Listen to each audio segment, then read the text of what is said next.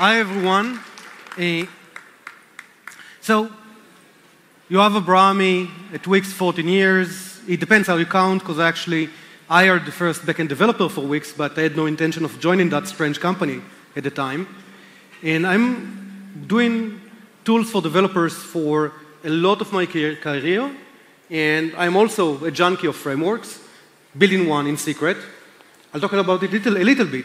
I'm from a part of Qwik that people don't know about most of the time, which is around developers and more complex websites.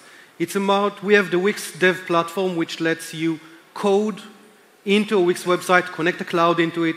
We have the Qwik app market, which lets you build applications to sell to Qwik users, blocks as a tool like Qwik to build applications for users, Codecs, which are here, are a visual ID for React, a very impressive tool. Qwik Headless basically lets you use all the assets we have at Qwik without the Qwik website in a Next.js application or something similar.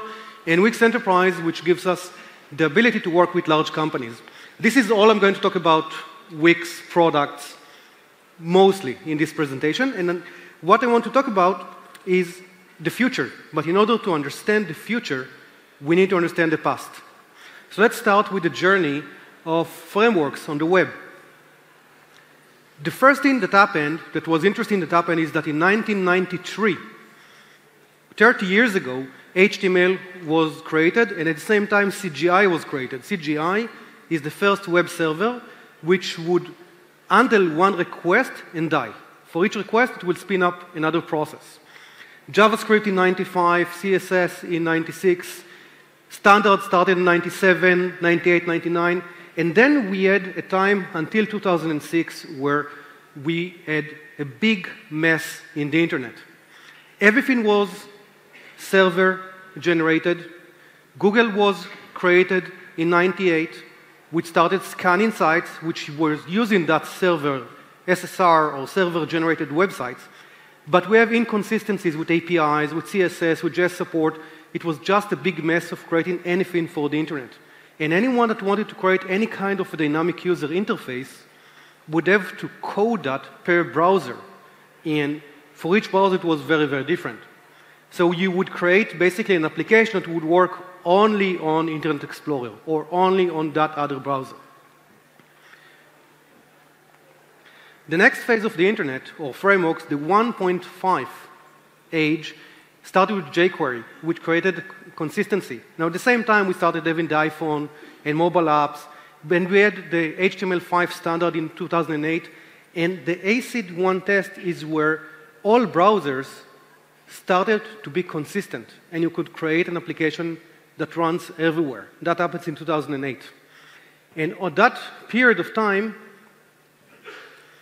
this is where we still have HTML generated on the servers, and a little bit of jQuery on the client, and this is how most of the internet is still created today. This is the internet, guys, everyone here. Everything else that we're doing is just an edge case. This is the real internet. WordPress is working that way. Shopify, HubSpot, and all of the CMS products that exist today, this is the core of the internet. But it has one huge problem. You don't really work like real developers. You have one model for the backend, another model for the front, and different languages. It's very hard to work in this way. So people started asking, can we use real professional methodology of building software to build the web? And that started with Angular in 2010, and then web components. At the same time, Facebook reached 1 billion users and IPO in 2012. React 2013, which is a huge milestone, and all of the way till we got to Next.js in 2016, this is the second age of the internet. This is where we focused on building web apps, web applications that were client only. And here is where we need to ask the question, what is the difference between a website and a web app? The difference is that a website is there to be found. SEO for search engines and social for Facebook. Hey, they just had an IPO, 1 billion users. You can't ignore them. And if our frameworks do not do anything server-side, they're only client, then we're losing social, and SEO support. So we have great frameworks which we get great development experience, but they're irrelevant for websites. So we need SSR. So the next phase of the internet, age 2.5, started with, let's say officially, it's not official, but the biggest milestone was Next.js and Jamstack and Next. All those three frameworks allowed us to do SSR, to have a server-generated page or a build-generated page, but at the same time, we had another industry growing up, and that was the headless CMS industry. Strapi, Storybook, Contentful, Content Stack, and this combination of those headless CMSs, which gives us content for social and websites, combined with frameworks that give the head that you can either create the head in SSR or SSG, gives us, again, websites. So those are the biggest milestones so far.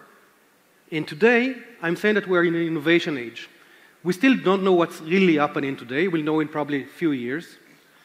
In order to understand that, let's look back at what we have. We have a pattern of the internet going from JSP, ASP, jQuery, Angular, Next, and so on. How can we understand and predict what's going to be the next big thing? So there is a method to do that. I've actually learned this method from this book. This book was, you probably never seen this book. I don't know if anyone has ever read it. I read it in 1998. And when I read this book, Collaborative Computing, I've learned to do microservices. Microservices were invented, or the term was coined in 2009. And everyone was surprised in 2009, how do I know to do something that is just new?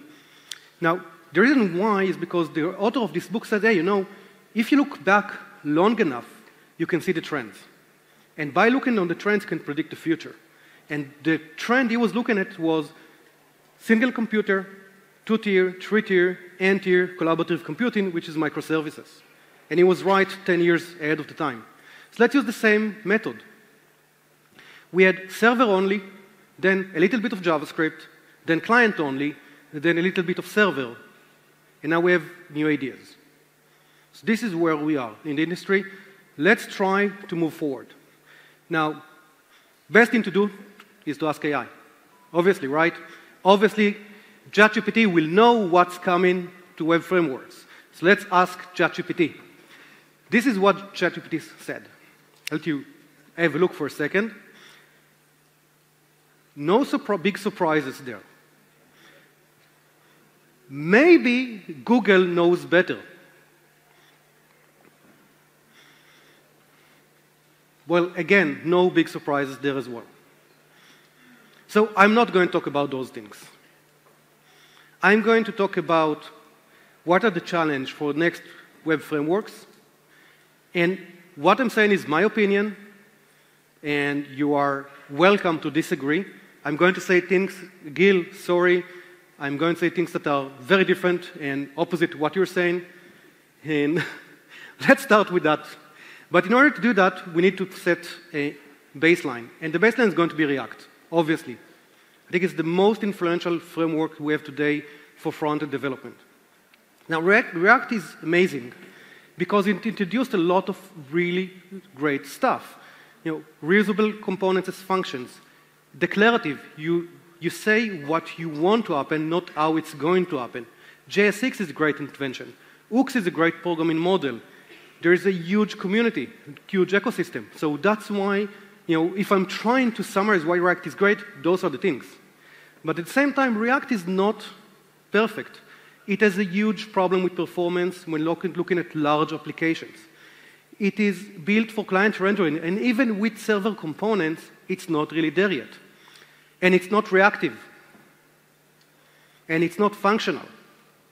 Now, I know there's a big debate and people trying to explain that it is reactive and is functional.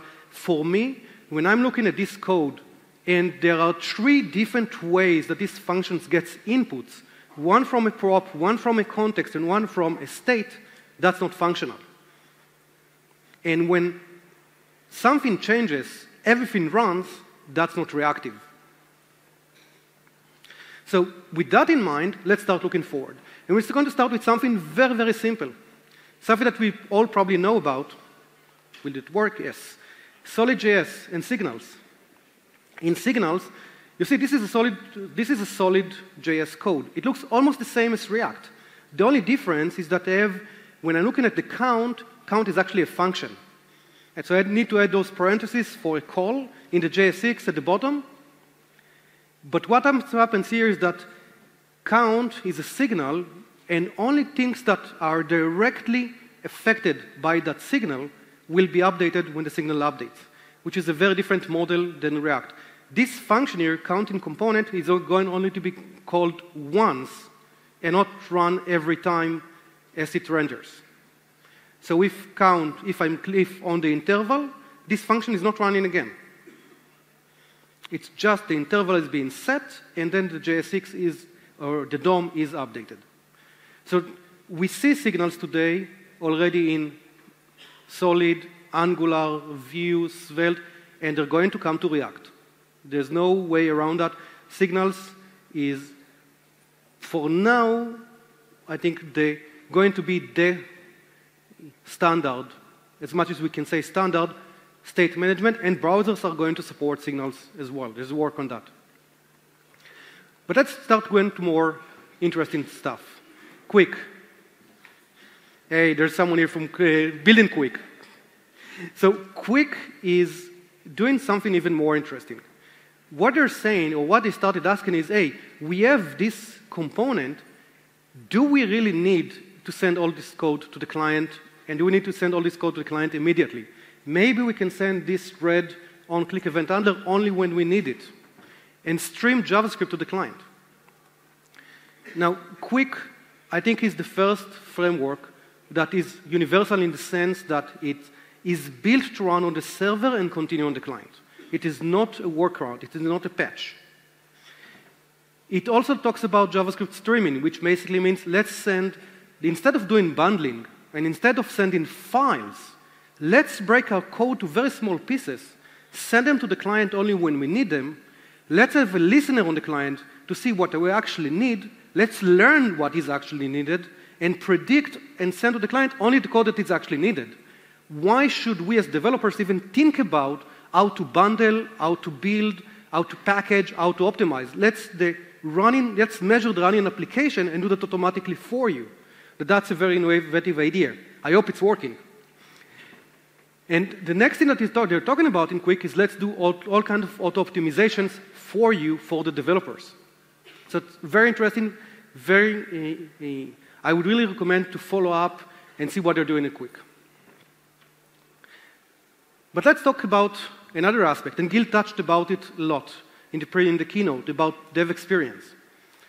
Now, he was implying that we would go to a simpler world with less compilers. I disagree. And I'm saying that what we're going to see, or what we're seeing as two patterns in web frameworks is one, going declarative, full on, say what we want to happen, not how to do that. And that happens with JSX and templates and more stuff. And we're going to see more and more patterns like that.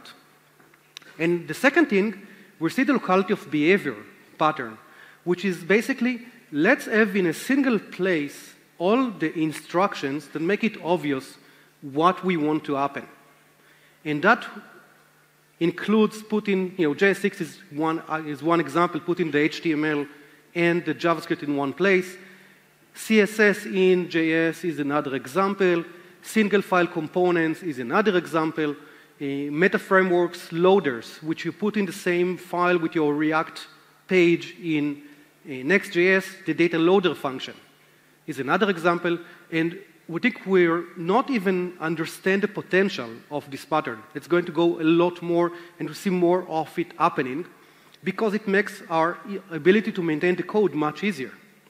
Now, with those two patterns of declarative and locality of behavior, it means that we need a compiler.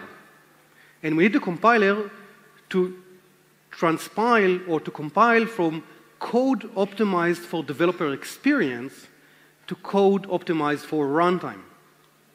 Now, compilers are there. Sometimes people call them transpilers. I don't care. There is something that takes your code in, throws code out. We have that in Vue, Svelte, React, TypeScript, Qwik, Stencil, and Angular and Solid have them as optional. So it's there, and it's going to be more and more of them because we need more and more optimizations. So for me, I think that we're going to see a lot more happening in that area. Now let's start to go into stuff which is even more far-fetched, gradual rendering. Let's talk about how we do rendering today. We can do client rendering. Some frameworks do static-side generation. Other frameworks do server-side generation. Why can't we combine all of that? When we look at the real world, there is data that is slowly changing, like CMS data or product info. And there's data that is fast changing, like stock options. And then there is interactive stuff, like animations. How can a framework support those different types of data? So if we look at just at this synthetic component here, the title might be slowly changing, and the styles might be fast changing. Does it make sense to render them at the same time? Why can't we prepare things beforehand? So gradual rendering is the idea of let's render things early, but some of the things early. Now Qwik is doing some of that with their two-phase gradual rendering because they have server and client. What we do know is that if we do have gradual rendering, it will affect our developer experience because someone will need to tell the framework what is slowly changing, what is fast changing. I'm going to show an example of that in a second of what's the potential, but before that, let's talk about another thing, dynamic tree shaking. Tree shaking is the process where we look at all of the imports of our application, see what is being used, and what is not used, we delete. The bundler removes all the code that is not being used in your application. We have that today in most of the bundlers. It's doing static analysis. Dynamic tree shaking is doing the same based on prop values. What if we can look at a prop value, understand it's a constant prop value, and then delete all the code that becomes relevant because it has that value? And if we put those two together, dynamic tree shaking and gradual rendering, you have a huge potential. So in tree shaking, let's look at the example that we have below here. We have a team equals light. If the team actually equals light, they're going to start simplifying stuff and just replace all that expression with a value. How it will look like in real life. That same example we had before. So here we have a title. Let's say this title is slowly changing. Let's start gradual rendering and replace it with a value and basically delete the prop. And now in the fast changing, we might have the team and the initial count. And then we can replace them with values again. And then with what we send to the client is even less code. And in client, we have a very simplified component. Now, that is not a very impressive example. But let's look at the gallery example. Let's assume we have a gallery that has multiple layouts. And now the type of the gallery is slowly changing. And this code would turn into this code. That is a huge potential of saving. And it can't be done with regular tree shaking. So dynamic tree shaking is another potential that no one has implemented yet. I know, but it is already been talked about. Qwik is doing a little bit of that in their SSR-only components because they don't ship code to the client. Server components in React are actually another form of dynamic tree shaking, only manual. You need to tell the application manually what is server-only and what is client. Let's look at another thing, security. Who is using VS Code? I guess most of the people here. You know that 2 weeks ago there was an extension that could steal all of your work and all of your code, and then that there's a research paper that was published about it with thousands of suspicious extensions for VS Code. Figma plugins, they used JavaScript plugins until 2019, and then they used Realms to create a security that didn't work. Now they compiled a JavaScript engine written in C to WebAssembly to run plugins in their system. And we can talk about WordPress security if you want. Not a good idea. So I believe that security for web frameworks is something that is important and something that we will need to solve.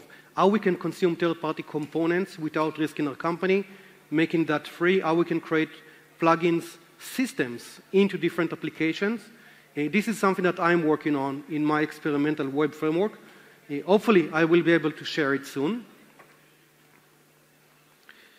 Another point that we hear about a lot is micro frontends. Now, there is existing work about micro frontends.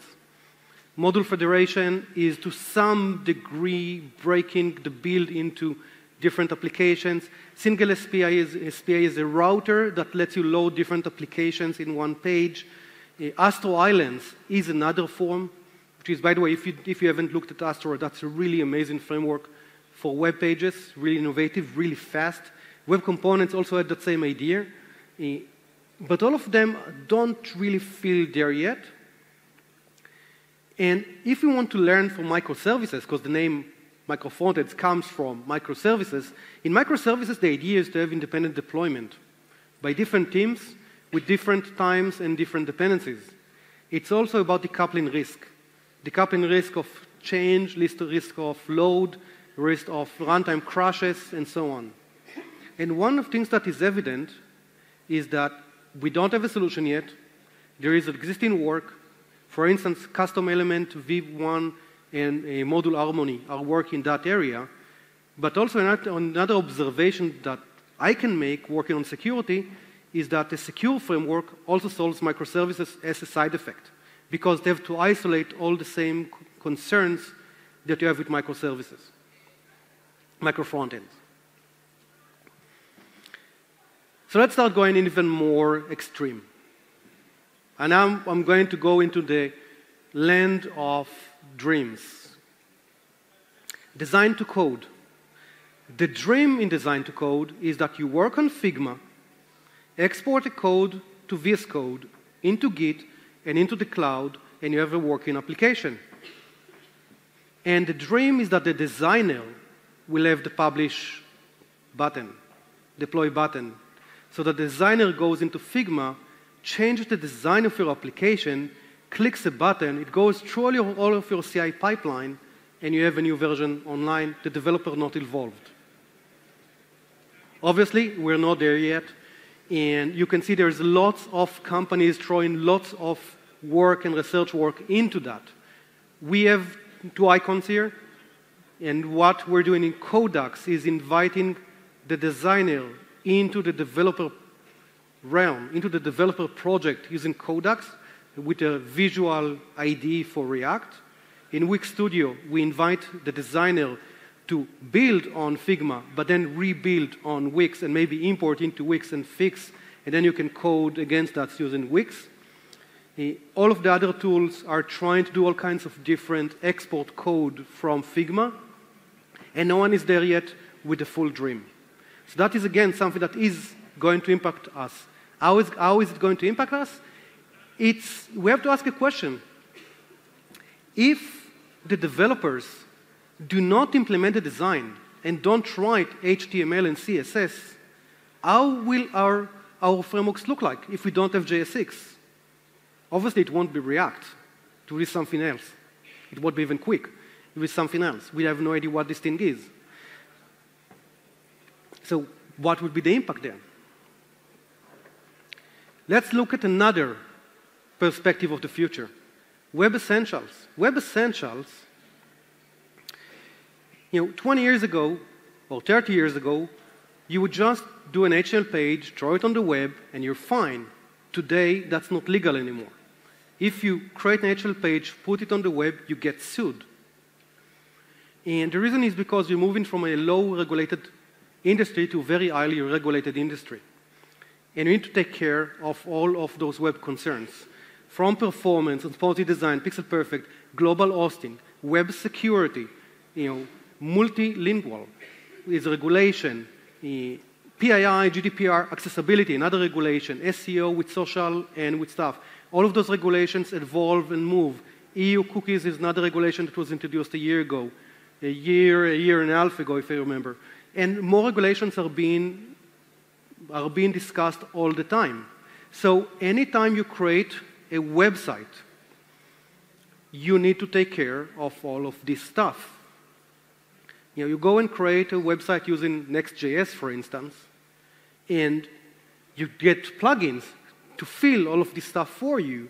And a year from now, you need to come back to that website and fix it, because accessibility regulation has changed, and there are 2 other regulations going out that we have no idea what they're going to be. So we are at a tipping point in the industry that building a website yourself and self-managing a website makes no sense because of it. Something needs to change. It's either web frameworks will evolve and web frameworks will support those web concerns, or web frameworks will not work for websites anymore, and for websites to do something else. They still would be great for web apps, but not for websites. And last, we can't finish without talking about AI. Obviously, ChatGPT. Today, people are probably asking more ChatGPT than Google searches. So what's going to happen? It's going to replace everything we're doing. So I have this thing to tell you about it. When we started, we built for the desktop. And then mobile came out, and we said it's going to replace desktop. And since then, we're building both for desktop and mobile. And then web apps came out and said web apps are going to kill the internet. Since then, we're building websites, mobile websites, and mobile apps. And then social emerged, and that was going to replace everything, apps and web. And since then, we're building for the desktop, mobile apps, and social. And now, we have conversational AI. So the reality is that it is going to make a change. It's going to have a huge impact, but we have no idea what it's going to be. We have no idea who's going to be the provider. We have no idea how it's going to change our applications. We have no idea how it's going to change our frameworks, but it is going to change stuff for us. So look out for it. Maybe you can have the next great idea what to do with AI and web frameworks. Thank you.